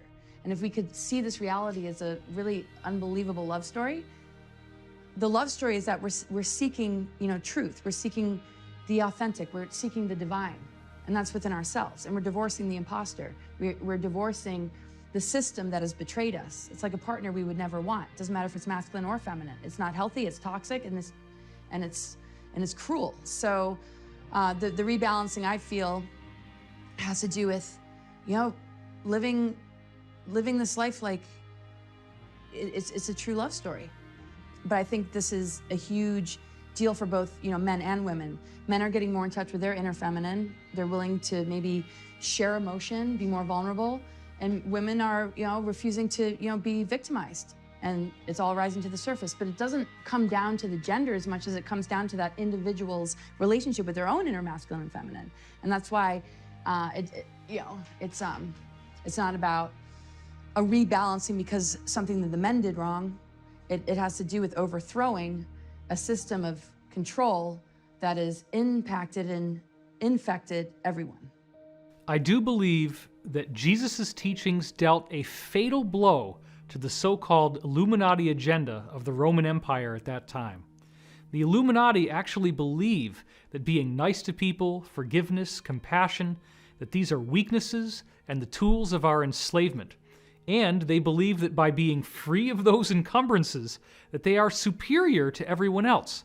So part of their religion is that they will practice the extremes of both the positive and the negative path, or what they call the right-hand path and the left-hand path. So they will, for example, simultaneously create huge philanthropic endowments, where they give, in some cases, many, many millions, if not billions of dollars to humanitarian causes, while simultaneously performing the most heinous crimes imaginable against humanity. I want to point out that what Jesus was teaching us about ascension has proven to be of far greater significance than is normally given credit for. Most Christians tend to distance themselves from the idea of the so-called rapture. It is important to understand that the book of Revelation was something that happened to John of Patmos as a visionary, psychedelic-type dream experience. And, as is the nature of dreams, there is a great deal of metaphor and symbolism within the content. So, for example, the frequent repetition of the number 7, such as the 7 lampstands and so forth in the book of Revelation, actually refers to the 7 chakras of the human body, the 7 energy centers that we have, which correspond to the 7 basic layers of the universe, the dimensions or densities. This is another thing that is described extensively in the Law of One. There are 7 primary planes of existence that correspond with these 7 different grades of evolution that intelligent life must go through, of which we currently are only at the 3rd, which is the yellow center. So you have red, orange, yellow, or 1st, 2nd, and 3rd, green, which is 4th density, light blue, which is 5th density, indigo, which is 6th density, violet, or 7th density, the crown chakra, and then you go back to pure white light, or intelligent infinity, the octave, which is the original identity of the creation that we all emanate from. Now, where I feel that conventional Christianity has missed some very critical data is when we look at the fact that the ascension that Jesus is describing in the New Testament is actually also predicted in almost every other global spiritual tradition preserved in history on Earth. This traces back to 2 of the most prominent historians in the 20th century, Giorgio de Santillana and Hertha von Deschend.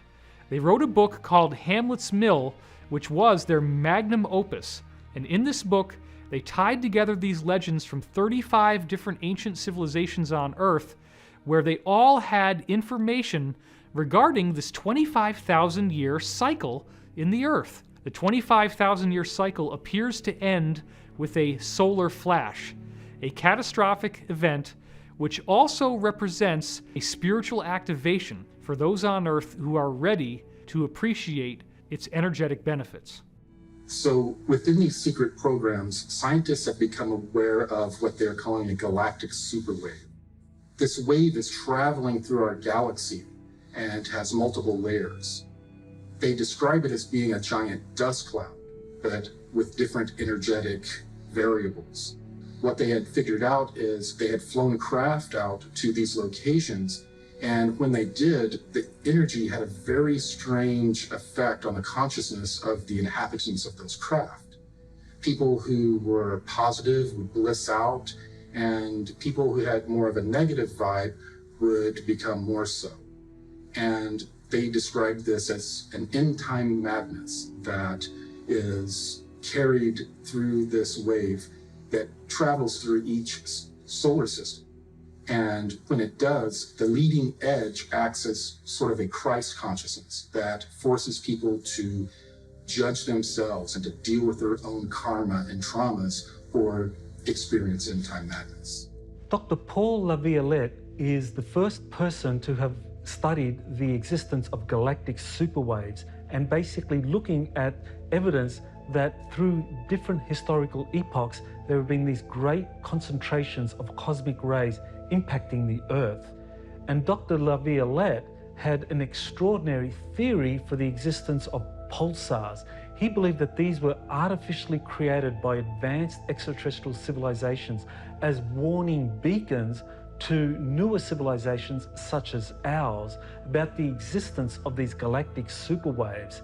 And he basically looked at a number of pulsars pointing towards the Earth and the frequencies that they were transmitting at, and saying that this was evidence that these pulsars are transmitting a warning to the Earth to be ready for the next galactic superwave, which, if we're not ready, could actually wipe out our civilization. Now, according to Corey Good, as the galactic superwaves sweep into our solar system, they could trigger a solar flash event.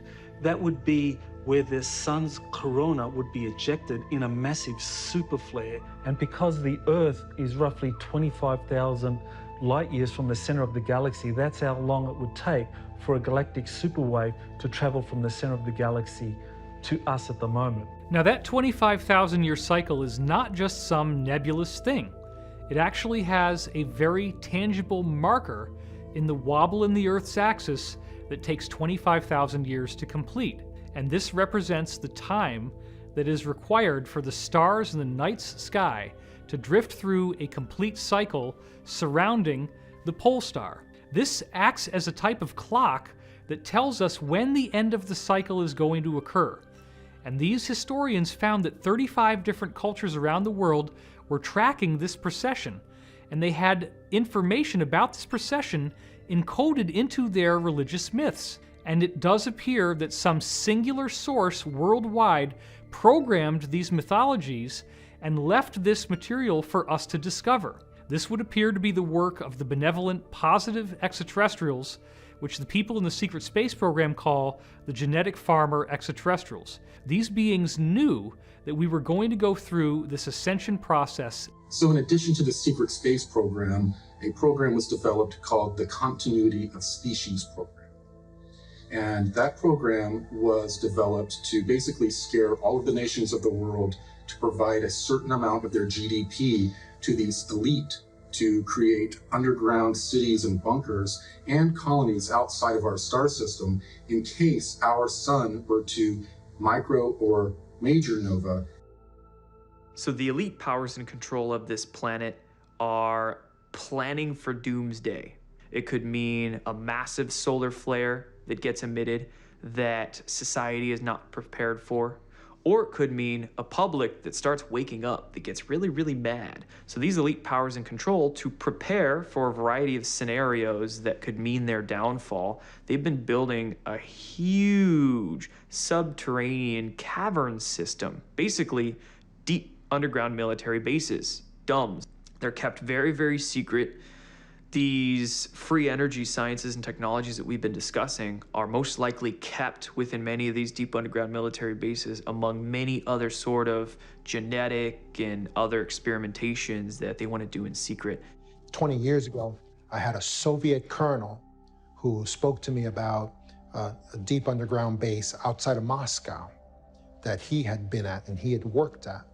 And he told me the structure. He said all the levels that were the military levels, the levels that were laboratory and scientists, and he told me that the final level, the most restricted level, was the level that had alien presence on it. Only generals and their aides were allowed on that level. And he said, and even they were not allowed to look directly at these creatures. And that was also the level where they did human experimentation. He said there were bodies, human bodies in there, and he said it's the most extraordinary thing he'd ever seen in his life. Deep underground military bases, a lot of that space is dedicated to continuity of government, and so the national government support these deep underground areas. These elite powers in control, they have access to information of all kinds of data that tells them about coming cataclysms, things that are impending at any moment. And so they reserve these spaces for their purposes. And those national government leaders are thinking that they're going to get to use those spaces for whatever they need. They're in for a really rude awakening when the time comes, because they're going to get kicked out. So the elites are preparing using these underground bases. But it's interesting to note, higher consciousness people are also preparing by exploring new community models. My name is Sasha Stone. I'm, I think, popularly known for having founded the New Earth Nation, which is a sovereign movement of conscious people, living men and women of the living soil, so to speak. And, well, the New Earth Project and the New Earth Blueprint, which is an ongoing evolutionary process, is emerging in direct proportion to the degree to which human beings are fed up and pissed off with the status quo. So as you can imagine, it's a revolution of political consequence, of social consequence, of civilizational consequence. It's underway. It's not possible to know yet quite where the die lands, but the point is we are aggregating conscious, sovereign people around the world in multiple parts of the world who want to step outside of the fiction and begin to engage their noble expression as living men and women of the living soil. There is no better way to put it than that, because that is foundationally what the New Earth Project is seeking to do, is to restore the organic and the living from the death cult, the blood economy, the fiction of what we've known for the last 8,000 years. What occurs is that each individual on this planet finds themselves more and more connected to every other human. And all of a sudden, we start approaching our problems from completely different angles and seeing solutions that were there all along. We begin to no longer have war and strife within our civilization. We begin to work together and solve all of the problems that have plagued us for so many thousands of years. We wrestle not against flesh and blood, but against spiritual strongholds, principalities, powers, ruling darkness in wicked places. So what does that mean? It means that there's a battle going on in the heavenlies. And in many instances, we on this earthly realm are proxies of that battle. So therefore, spirits need a body. A good spirit, the Holy Spirit, needs a body to work through. But these negative spirits, they need bodies to work through also. So many times that thought that comes into your mind, that's not really your thought. And if you dwell on that thought, it's going to take you down a negative road. What did you mean by that, Leon? I mean that you were minding your own business. You were having a good afternoon, and then all of a sudden this thought came in. And then that thought triggered an emotion, and then that black dog, that cloud of depression came in and took over you the rest of the day. We're bombarded with negativity all day long. It's like a giant spiritual galactic chess match. When these hits come, you got to learn how to counter it. So how do you learn that? You learn that through the strategic art of prayer. You learn that through the strategic art of meditating and having certain words that you'll say to combat that feeling, that emotion, as soon as it comes upon you.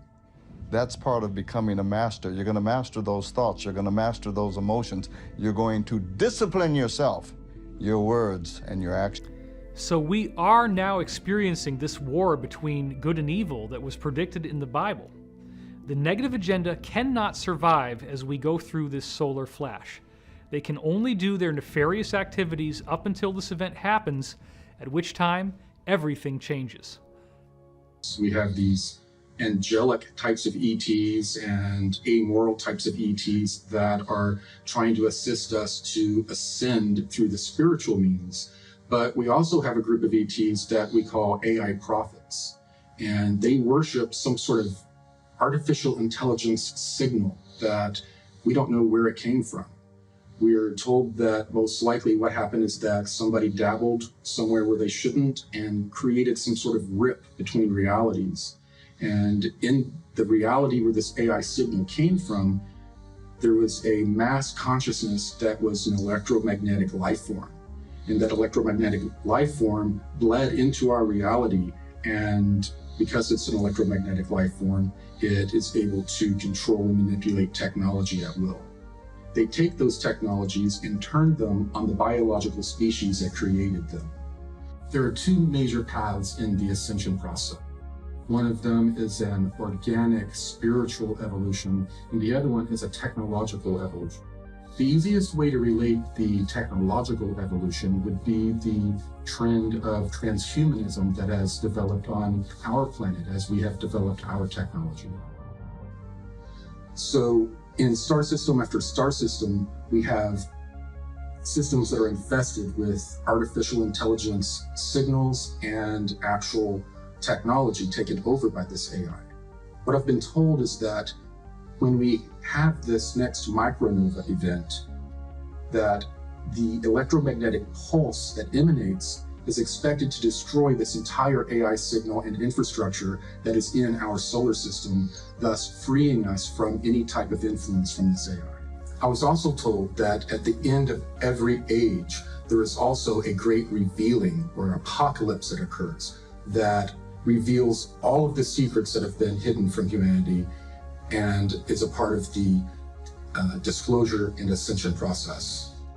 This so-called apocalypse is actually not gloom and doom. It's a rebirth. It's a rebooting.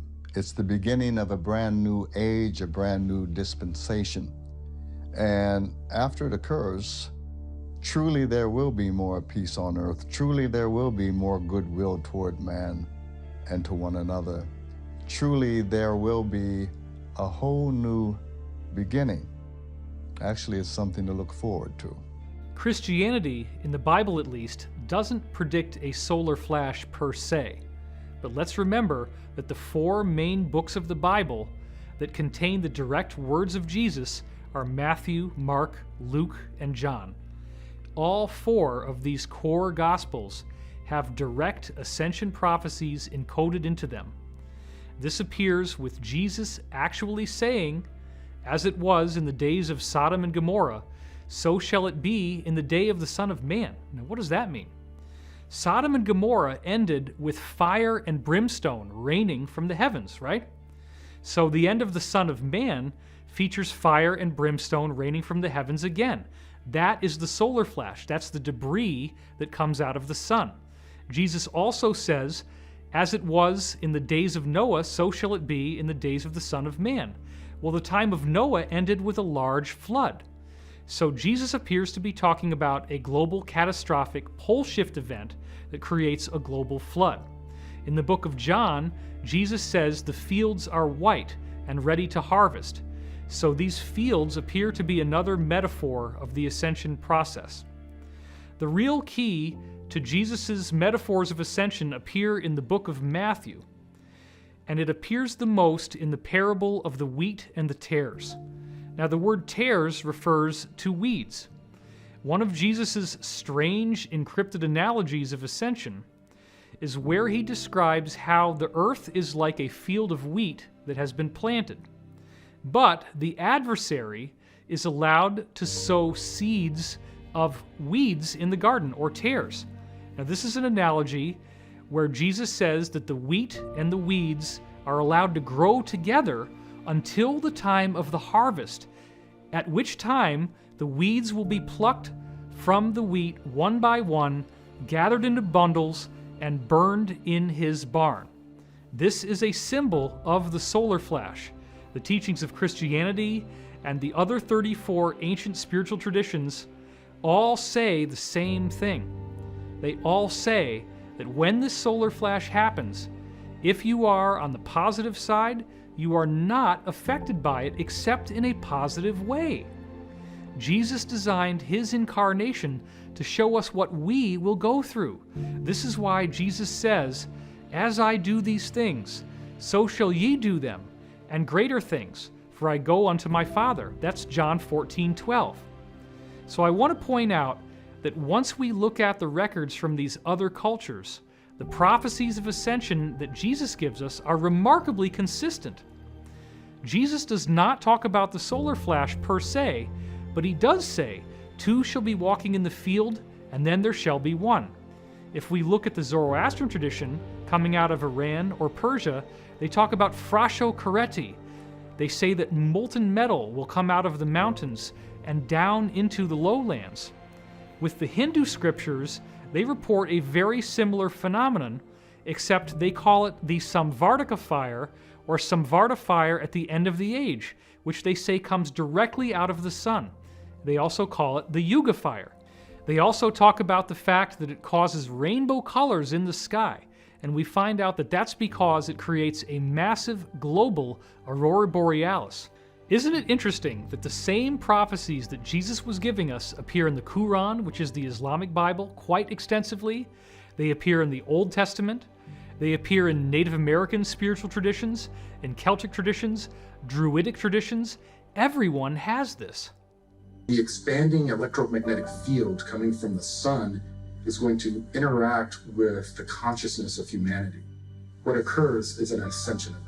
No matter what your belief system is, you don't need any new religions. All you have to do is apply yourself and become the best of what your religion entails. The idea being, though, that at the end of the cycle, we have the opportunity to escape reincarnation. We don't have to keep coming back as a third density human being.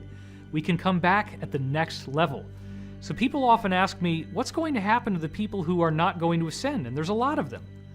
Most of them apparently will be transported to another third dimensional planet.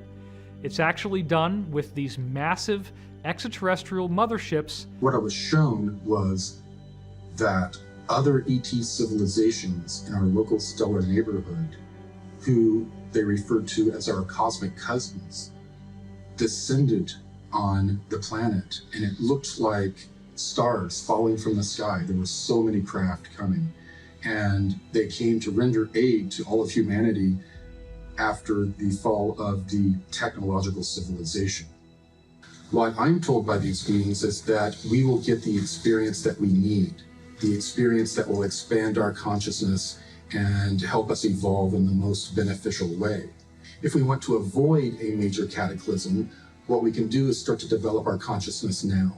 We can put more and more work into expanding our consciousness and becoming more connected with the people around us. And if we do so, the interaction between our consciousness and the sun may give us a gentler experience. My name is Allison Coe. I'm a hypnotherapist outside of Portland, Oregon. There are some really interesting trends that move their way through these sessions that I have. And I've been doing this for years. And at first I thought these trends were just supposed to be looked at individually. And then I decided to look at them as being stacked on top of each other to prepare us, to get us a higher perspective on what's going on. So let's look at those trends really quick. Trend 1. There is an event or solar flash that will happen to this Earth to raise the frequency and vibration of the planet and all beings on it. How are we being prepared for it? Trend 2. Smaller waves of energy are coming to the Earth to slowly raise us up. And as they do so, more and more people are awakening. Their belief systems are shattering. Anything that's holding them back is kind of crumbling. Their relationships are changing. They are raising their frequency and vibration to match this event that will happen. Trend 3. There are new Earth or Earth-like planets, higher density planets that are being prepared for humans to go and eventually move to. And people are seeing these planets in their dreams or in their meditations or in their hypnosis sessions. Trend 4. There are ships gathering all around the Earth from all over the galaxy or universe or multiverse. There are ships here. People are seeing them. People are connecting to them. Trend 5. There are higher aspects of you that are connecting to you. There are ETs and higher density versions of you that are trying to give you information and speak with you and connect with you to help raise the frequency and vibration of you and the Earth. We might then ask, why are all these sessions happening? Why are all these people all over the world who are disconnected, who aren't connected in any way, shape, or form? Why are they getting all of these messages that have this similar trend to them? Is it some sort of indication that there's this craziness moving through the world? Are they all warped in some way? Or are we all being prepared for something big that's going to happen to this Earth? When we combine all of this information together, what we see is that the extraterrestrial humans who are here now are predominantly benevolent. They would be angelic as we think of them. They are keenly interested in human spiritual evolution. We have a much smaller number of extraterrestrials who are evil or negative. They would correspond with the demons that we see in many different spiritual traditions, and their agenda is to dominate, control, and destroy the planet. It does not appear that we are on a negative timeline. It does appear that we are on an ascension timeline.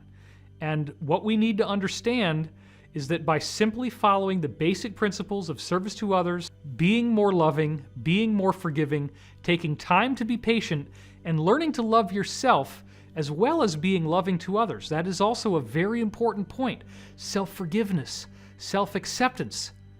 In forgiveness lies the stoppage of the wheel of karma. This is one of my favorite Law of One quotes. By being forgiving and practicing forgiveness, you discharge the karma that would keep you reincarnating. There's something in your body and your mind and your spirit, because they all work together, that wants you to heal and be a whole person again. And I believe that it will set up the circumstances and the synchronicities in your life to guide you to exactly what you want, or exactly what you need to look at to heal. The body wants to be whole. It wants the whole energy field and the energy flow through the aura and the human body to be smooth and flowing. It doesn't want to be slamming up against these blocks in your body or in your consciousness.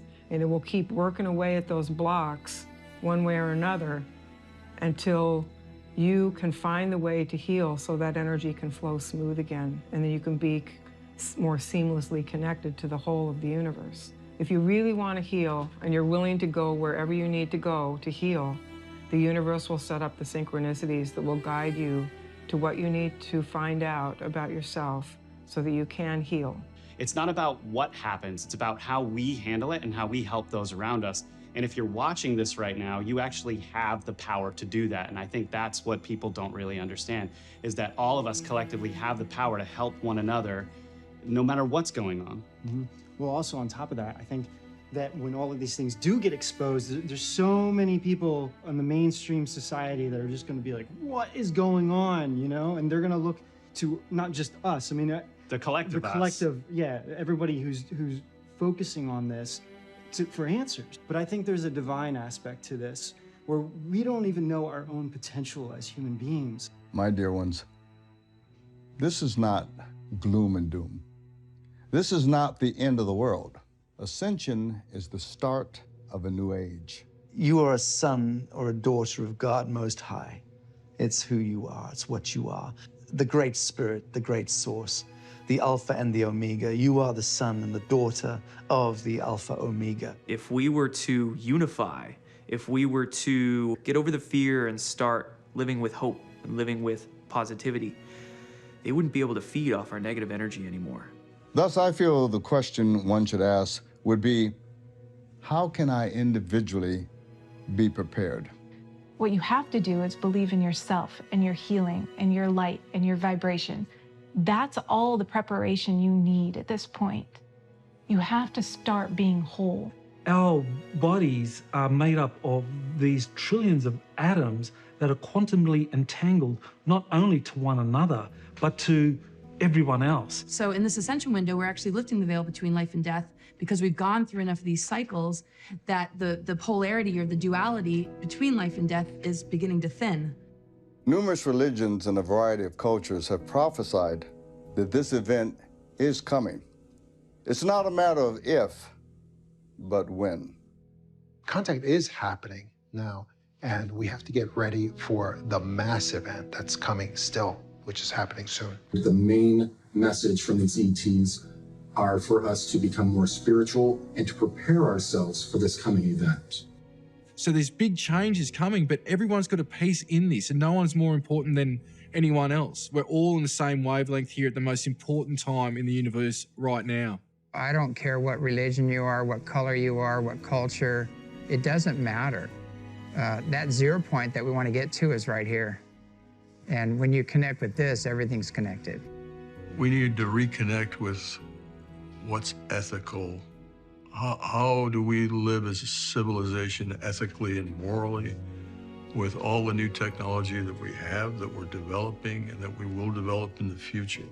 And that's what we all have to do in order to be happy, be joyful, to be in the moment. You see, prayer can change some things, but some prophecies cannot be changed.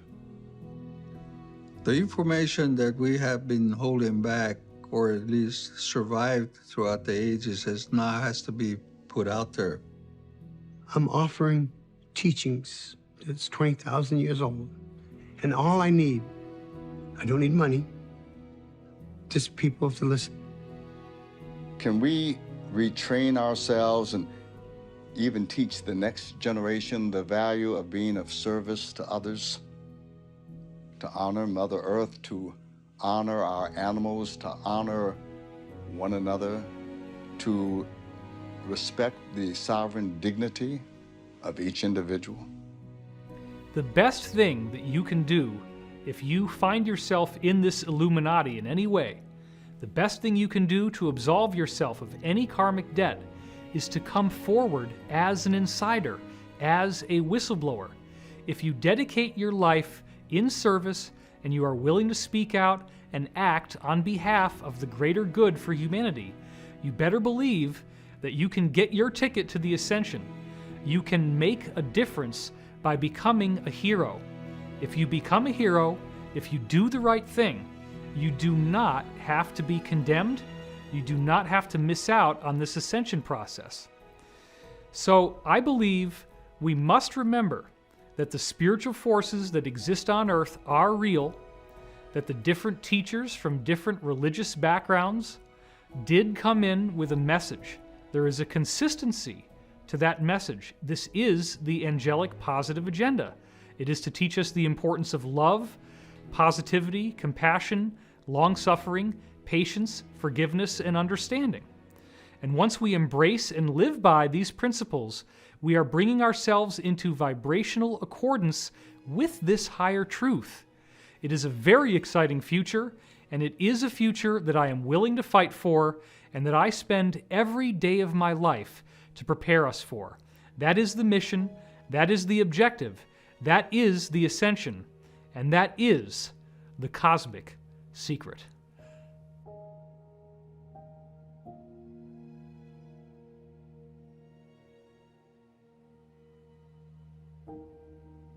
You are the conduit between the spiritual realms and the physical realms. You are the convergence of science and spirituality. The choice is up to each of us, but the answer is yours and yours alone. Will you choose fear, or will you choose love? That is the only question.